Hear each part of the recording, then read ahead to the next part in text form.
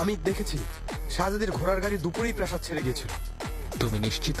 নিশ্চিত এফেন্দি, আমি নিজে ওনাকে যেতে দেখেছি। ও করেছে। খুররাম সুলতানের মতো চালাক মানুষ এত বড় ভুল করলেন কিভাবে? চাইলে মেরে ফেলতে পারতেন, জীবিত ছাড়লেন কেন? কিন্তু একটা নিরিবিলি রাস্তায় গাড়ি থেমে গেল। আমাকে কিছু স্বর্ণমুদ্রা দিয়ে বললেন তোমাকে মুক্ত করে দিলাম। তুমি ফেরার পথে স্বর্ণমুদ্রা দিয়ে গাড়ি থেকে নামিয়ে দিয়েছো, তারপর ওকে ওর দেশে ফিরে যেতে বলেছ। খুররাম সব পরিকল্পনা করে রেখেছিল।